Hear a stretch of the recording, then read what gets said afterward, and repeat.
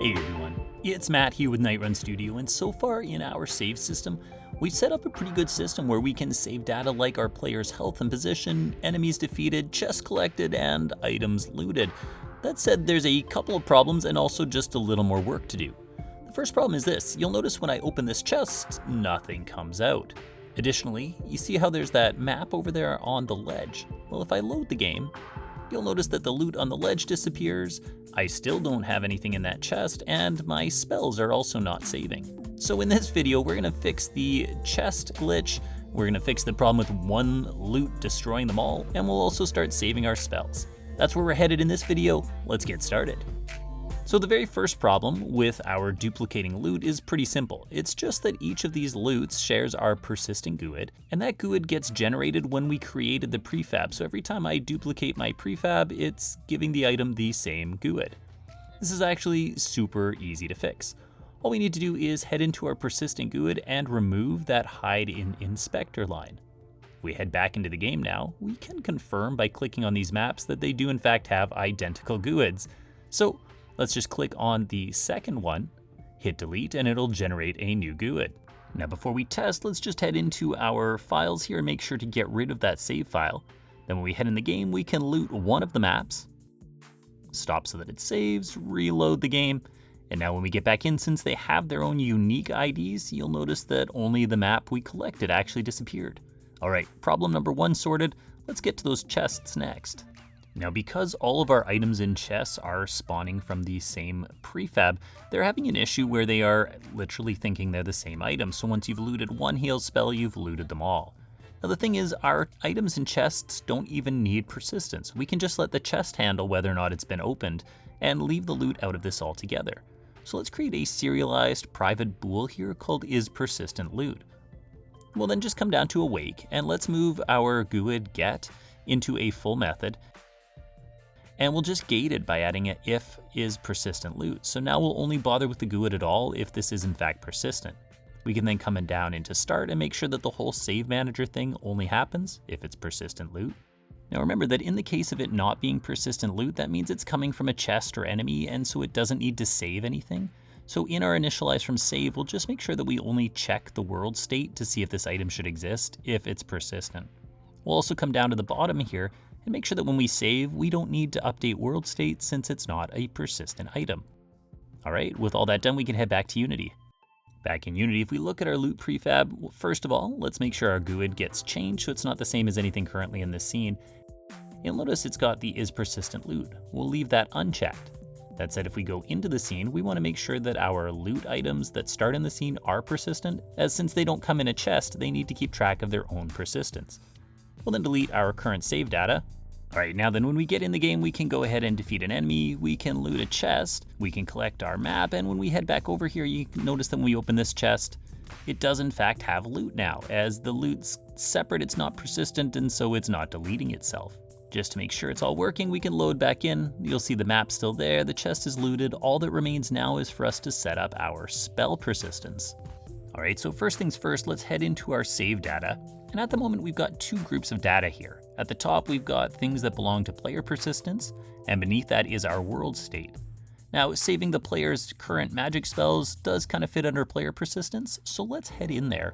And we'll actually start by making a public list of strings, and this is just gonna hold the IDs of all the learned spells so far. Let's initialize that as a new list.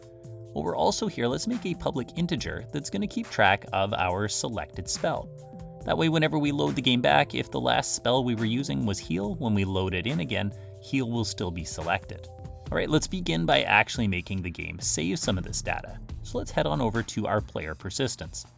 Now, saving our magic data is gonna happen inside of player persistence in the save data method. Let's take a look at magic though so we can find out what it is that we are saving. You'll see here that we already have a list of available spells. Those are the spells we've learned so far. And actually, I'm just gonna change it to new. It does the exact same thing, it's just a little more concise. We're also gonna wanna save this integer for our current index so that we know which spell we should be selecting. All right, then back in player persistence, let's begin by making a serialized private reference like we did for health, this time for magic. Then we can come on down to our save data method here, and we're gonna use a for each loop. Here, we'll loop through each spell SO, let's call them spells, in Magic, and here we're going to create a helper method to get all of the spells we've learned so far. We'll add that method in just a second here, but let's finish our logic. At this point, we're just going to tell our save data that its learned spells list needs to add whatever spell we got from Magic, and we'll pass it along by the name of the item. I'm then going to get rid of these curly brackets here just to keep things nice and concise.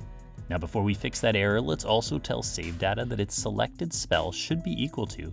In here, we'll go to Magic once again, and we'll just run a new helper method we'll create called getSelectedSpellIndex. All right, two methods that don't exist, so let's head over to Magic and make sure that we create those.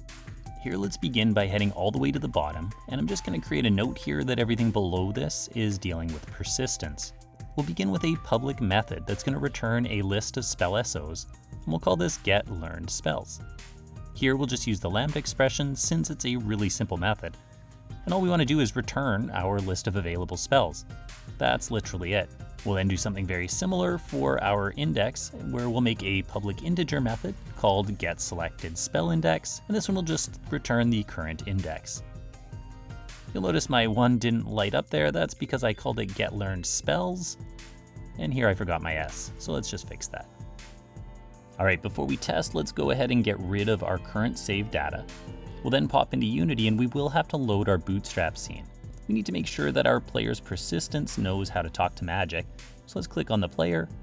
We'll just open him up and the Magic script is on his sprite, so we'll drag that in there.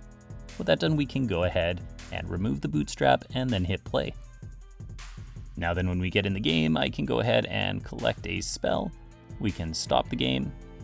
And while I don't have any way to load the data back in, we can go into our files here, open up our save file, and we'll see that the heal spell is indeed on our list of learned spells. All right, we are saving data. Now we just need a way to actually load it into the game again. Let's begin back in player persistence, and we actually just need one line here. In our load data, we just want to tell Magic to load spells. We'll create that in a sec, and then pass along our save data's learned spells, as well as our save data's selected spell. This way we can let Magic handle the initialization, and player persistence just needs to pass the information along so that it can do that. So let's start by creating that public void load spells method, which will take in a list of strings for spell names, as well as an integer for the selected index. So whenever we call load spells, we're going to start by using a for each loop to go through every string, let's call this name, in the spell names that were just passed along. Now essentially what we want to do here is for every spell that we've learned, we need to find that spell in our game and then make sure our player has in fact learned it for this new session. We don't yet have a way to do that, so what we're going to do here is just get a spell SO reference, we'll call it spell, and in a moment we'll create a find spell method that will look for that spell by name. Now once we run that search, if we do in fact find the spell that was on our learned spell list and it's a spell in our game, then we want to make sure our player learns the spell. This is a method we'll just reuse, which is the same one we run when we collect one of these scrolls. Now before we fix that error, let's just quickly add our last piece of logic to this method, which is just going to be the one that sets our current spell. So this will make sure that the right one is currently highlighted. Now we can come down below and let's make that private void set current spell method. Now here let's just begin with a defensive check. First of all, if we have no available spells yet, we're just going to return as there's no spell to set as the current one. That said, if we've got spells, then we want to make sure that we highlight the same one that was highlighted when we saved. To do this, we need to make sure to pass along the value of the index for that spell. So here when we call set current spell, we just want to make sure that we pass along the selected index that was saved. Then we'll make sure that set current spell is expecting an integer for that index. Then we'll just make sure that Magic's current index gets set to the one that we saved, the index. At this point, we can just call highlight current spell, and since we saved the index from our save file, it'll make sure that that's the one that gets highlighted. All right, let's deal with this find spell method. Essentially what we need to do here is create a database in-game that keeps track of all the spells so that when we load the game, we can search that list to find the ones that we need to learn. I'm going to make a header here called spell database. So let's begin with a serialized private list of all our spell SOs. We'll call this all spells. Now that we've got a database to search, we can come back down below into our persistence section and actually create that find spell method. This one will return a spell SO. and it's going to take in a string for the name of the item whose spell SO we're looking for. At this point, it will just look at our list of all spells, and we're going to use the find shortcut here. It's going to look for a spell in that list that has an item name that matches the item name we're looking for. So if we're looking for lightning, it'll look on all spells for a lightning spell, and if it finds it, it'll return that spell SO. That's all the scripting that we have to do, though we do have a little bit of setup in Unity. So let's drag our bootstrap back up here one more time. We can click on our player, open him up, and go to our magic script. Now keep in mind, we've now got two lists here. There's all spells as well as available spells, and we do not want to touch the available spells. Those are the ones that are going to get loaded from our save file. So let's lock our inspector here and just bring up all of our spells.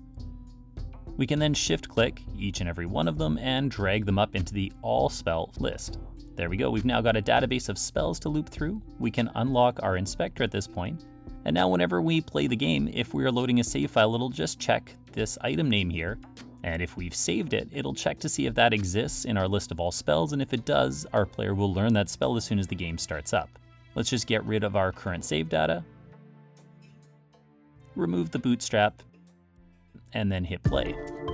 Alright, so in the game, I'm going to defeat this enemy, we'll collect loot. You'll notice both chests are working. I can collect a map, leave the one over there on the ledge, and now when we stop the game, and then hit play again right away, you'll notice that it loads in, the chests are looted, only the correct map is missing, the enemy's defeated, and yes, our spells are there, and our heal spell is still selected. Alright, that's working really nicely. We are actually starting to near the end of this thing. The last bit of save data we need to do is to make sure that we are saving which scene we're in, as well as our player's progression. So we want to make sure that our stats and attributes are saving. After that, we'll do one final video where we show how to create multiple save files and load them from the main menu. Hope to see you in those videos.